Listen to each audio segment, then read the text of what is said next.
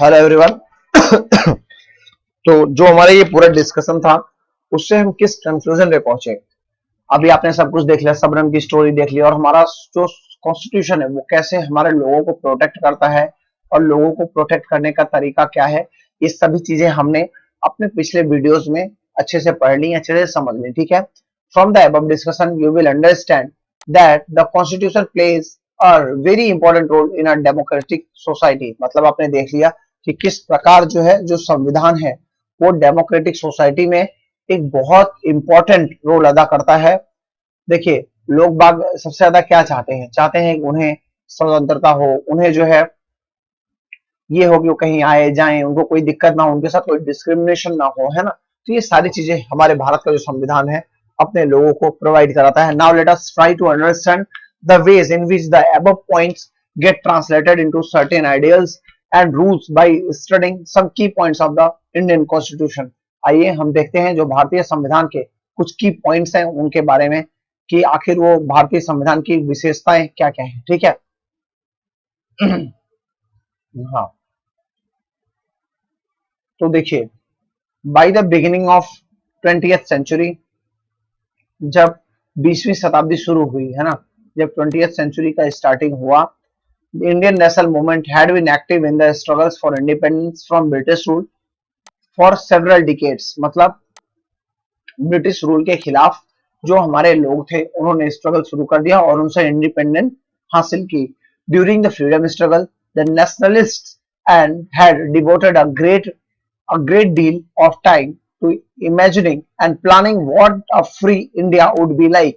जब हमारे ये जो नेता थे, ये सभी लोग जब अंग्रेजों से आजादी की लड़ाई लड़ रहे थे उस समय उनको ये एहसास हुआ, उस समय उन्होंने एक प्लान तैयार किया कि आखिर जो फ्री इंडिया होगा, मतलब जब हम अंग्रेजों से फ्री हो जाएंगे तो वो इंडिया कैसा होगा, है ना।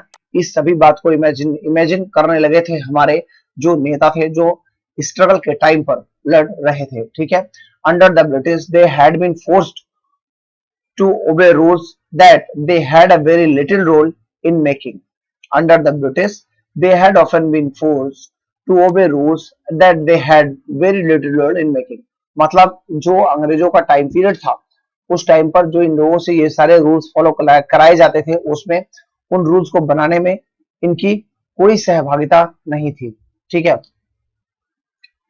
उनकी कोई सहभागिता नहीं थी। तो ये चीज यहाँ पर बताई गई है। ठीक है। Under the British they had been यहाँ से a long experience of authoritarian rule under the colonial state convinced Indians that free India should be a democracy in which everyone should treated equally and be allowed to participate in the government. देखिए, जो authoritarian government होता है, authoritarian का मतलब क्या होता है कि एक अथॉरिटी आपके ऊपर काम करे। जैसे ब्रिटिश क्या थी, ब्रिटिश एक अथॉरिटी थी जो हमारे ऊपर काम कर रही थी। अभी भी जो अथॉरिटेरियन गवर्नमेंट है वो कहां पर है, तो वो है नॉर्थ कोरिया में, है ना। नॉर्थ कोरिया में आज भी जो है अथॉरिटेरियन गवर्नमेंट काम करती है, वहां पर डेमोक्रेसी नहीं है, केवल एक व्यक्ति का शासन होता है।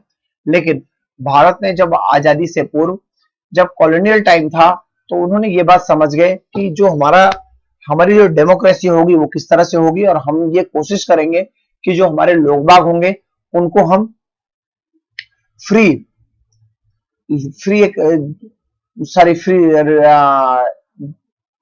इक्वालिटीज दें और ये सारी चीजें दें ताकि वो आराम से अपने जीवन को जी सके। ठीक है, कि और सबको इक्वली ट्रीट किया जाए, किसी के साथ ऐसा ना हो कि इनके पास ज्यादा पैसा है तो इनको जो है थोड़ा सा एडवांटेज मिल जाए, है ना।